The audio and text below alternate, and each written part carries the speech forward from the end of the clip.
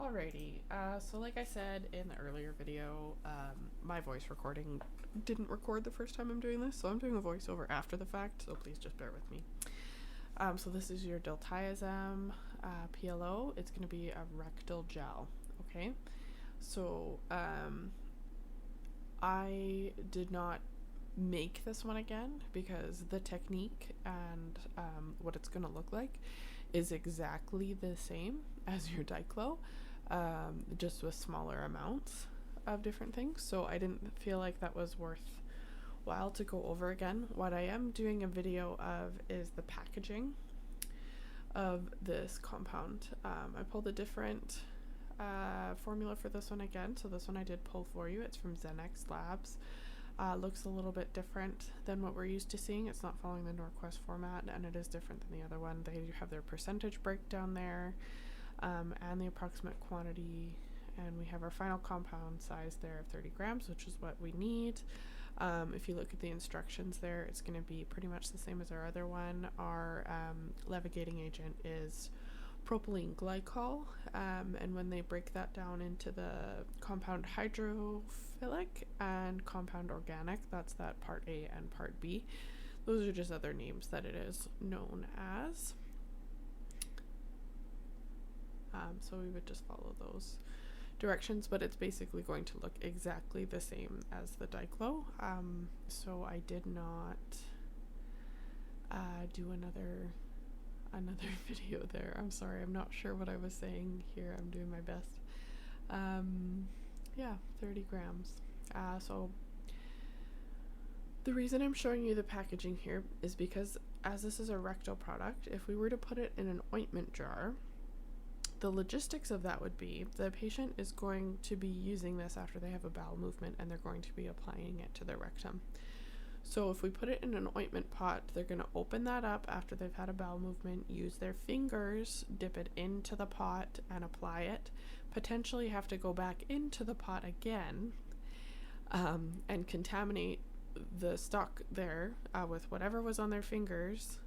So ideally we're not going to use an ointment pot because that's going to be messy and gross. So for this example, I'm going to be dispensing it in a 60 ml syringe. Not all pharmacies are going to have these big syringes. Some do though. Another option is to put it in an ointment tube, and the process would be fairly similar. Just instead of popping that plunger back in at the end, there's a clamp to clamp down the ointment tube.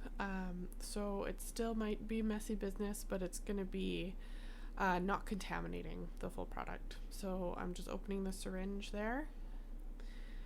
Okay, so that's your basic 60 ml syringe. I'm going to pull the plunger out from the back so we can backfill this syringe for dispensing. Okay, so we have that hollow tube. That's where we're going to be putting our drug.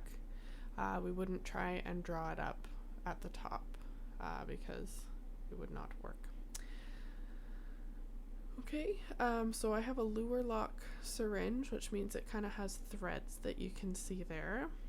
And I'm going to take this cap that's designed for a Luer lock and just close the top so we're not losing product as we're filling our syringe. So that just screws right on like that. And then we're going to be good to go because now our product's not going to come out. Okay.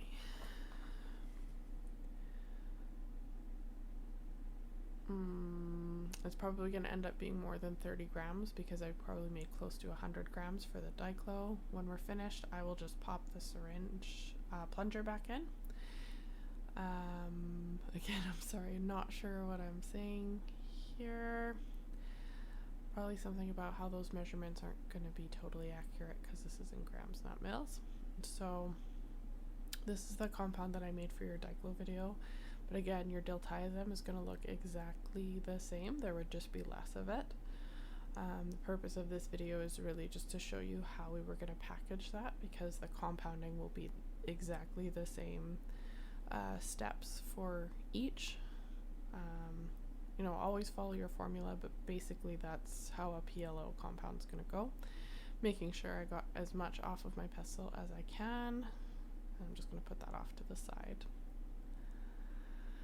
Okay, so very similar to how we would do an ointment pot. I'm going to use a rubber spatula to show this, but you could use a mix of, you know, maybe a plastic and a rubber, but the rubber did a pretty good job.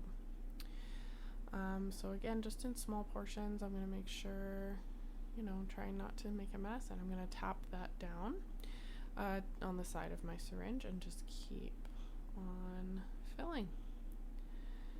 Okay, trying to keep that as clean as I can, tapping it down as I go. Just filling that syringe.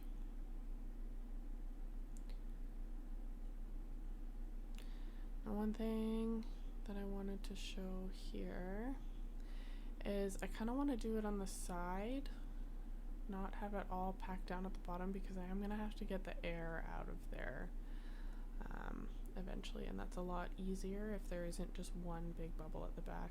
Had a little bit of splatter there, not sure where that ended up. So just be careful when you're going through, and again, we do our best to try and keep things clean, but compounding does get messy. So again, just kind of tapping that down as I go, just like we would with our ointment pot. I'm not going to use all of that because there's probably about 100 grams there, and this compound would have been for 30 grams. So I've got that pretty full, and I'm just going to kind of wipe off the top here before sticking my plunger back in with a clean paper towel, just so I'm not going to get it all over my gloves when I go to tap out that air. Okay, so I'm just going to pop that plunger right back in. You'll hear a click. I mean, you won't because it wasn't recording audio, but you'd hear a click. Now I'm going to tap the bottom of the syringe to try and get all of that gel down to the bottom of the syringe so I can push the air out. I have my cap on there. Yeah.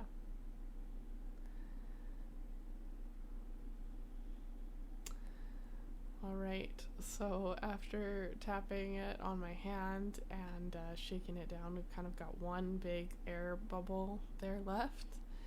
Now I'm very carefully going to take off the cap because there is some air pressure in there. You do have to be careful when taking off the cap when you've backfilled something, because sometimes the gel or whatever you've put in there might shoot out because of the air pressure. So I'm just going to very gently, yeah, I'm sorry, I'm not sure what I'm saying here. I'm going to gently push that air out. You can kind of see where that bubble is, and I'm gonna just try, yeah, see there's my bubble a little bit. I'm just gonna try and push as much of that air out as I can. It doesn't have to be perfect. We're not measuring in this syringe, so I'm not too worried about bubbles. I just want to make sure that the product's gonna come out nicely for my patient. So I'm gonna do my best to get it to where that bubble is not gonna be interfering with the product coming out of the syringe.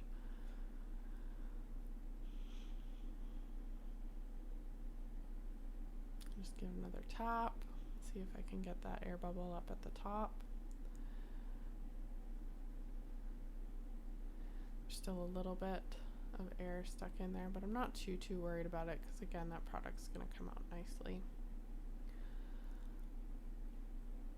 Okay, so as you can see, when you start to push that plunger, that gel is just going to come out really nicely. And that's going to be a much cleaner process for our patient. They're not going to be sticking contaminated fingers into a pot. They have this syringe that they can just grab when they need it and just squeeze out a small amount. If they realize that they need some more, they can come back and squeeze out some more with little to no contamination. So that's going to be much nicer for our patient. So we make sure to cut that cap back on. An ointment tube would be very similar. When we were packaging this, we would actually label the syringe and then put some tape over top of that label to make sure that it stays nice.